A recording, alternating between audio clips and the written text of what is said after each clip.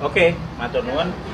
Saya akan coba menerangkan dengan dalam waktu singkat mengenai masalah coronavirus yang sekarang mungkin sedang berjangkit di Indonesia. Sebelum kemana-mana, saya akan coba menerangkan mengenai masalah coronavirusnya sendiri. Coronavirus adalah virus RNA dan ini beramplop. Kalau virus beramplop, kita akan membayangkan itu seperti balon, kemudian ada spike-spike-nya di sana. Nah, spike yang di luar ini terdiri dari lapisan glikoprotein. Lapisan glikoprotein akan sangat mudah hancur oleh pelarut lemak, deterjen, ataupun desinfektan. Jadi coronavirus meskipun dia punya kemampuan untuk menyebar dengan cepat, dia tetap memiliki kelemahan. Kelemahannya apa? Kelemahannya akan sangat mudah hancur oleh pelarut lemak, oleh deterjen, oleh desinfektan.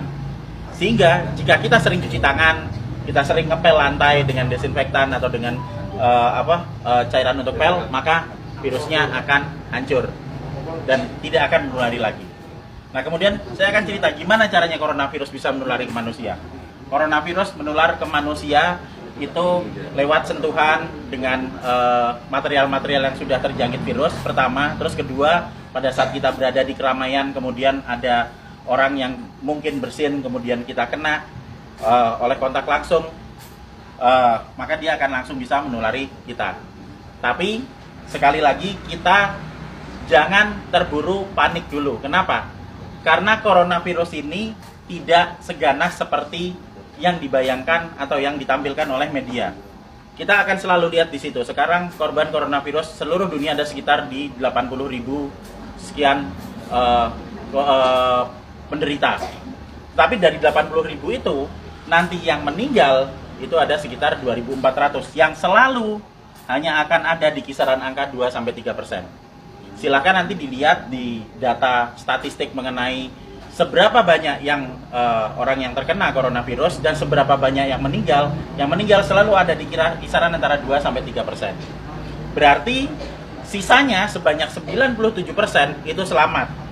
Dengan deskripsi lebih detail, yang sakit 53%, sementara sudah ada yang mulai sembuh itu sebanyak 44%. Nanti kita akan cerita kenapa dia bisa sembuh. Jadi, begitu coronavirus masuk ke tubuh manusia, maka dia akan menginfeksi sel saluran pernapasan.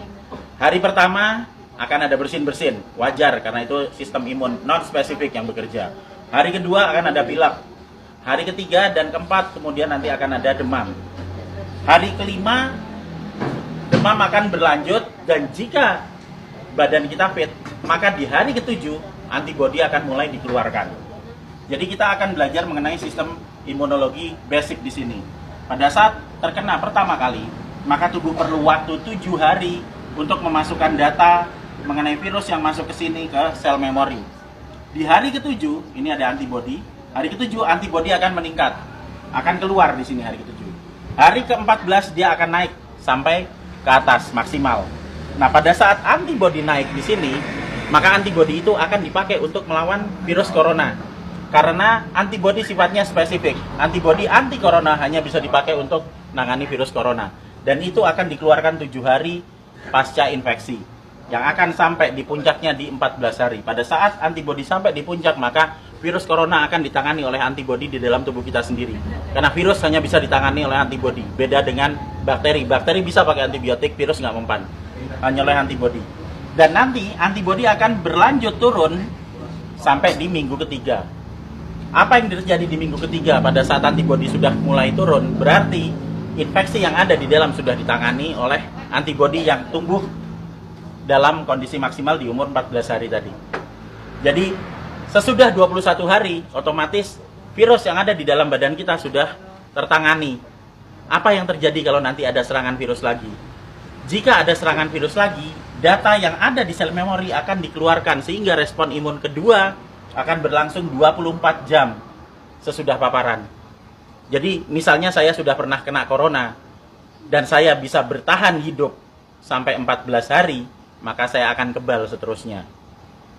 Dan berikutnya jika saya kena virus corona lagi, kita nggak perlu nunggu sampai 7 hari sampai antibodinya keluar. Sekarang kena, maka besok antibodi sudah dikeluarkan. Itu sebabnya 44% orang bisa sembuh bahkan tanpa vaksin karena vaksinnya belum diketemukan. dan masih ada 53% yang sakit yang akan sembuh ngikuti 44%. Karena pola kematian atau mortalitas tidak pernah bergerak dari 2-3% maksimal. Sehingga tidak perlu khawatir, tidak perlu panik pada saat ada wabah corona. Kita punya prinsip penanganan wabah ada 3. Pertama, kita kurangi paparan virus. Gimana caranya? Untuk kita pribadi hidup sehat, sering cuci tangan, jaga kebersihan tubuh, sering mandi. Kalau misalnya kira-kira kita khawatir terjangkit, ya jangan datang ke tempat keramaian yang banyak orang sakit. Dan untuk mengurangi paparan virus ke kita. Nah, untuk kitanya sendiri gimana? Kita bisa naikkan antibodi. Gimana caranya? Dengan mengkonsumsi vitamin E atau C, vitamin E plus C setiap hari. Plus madu.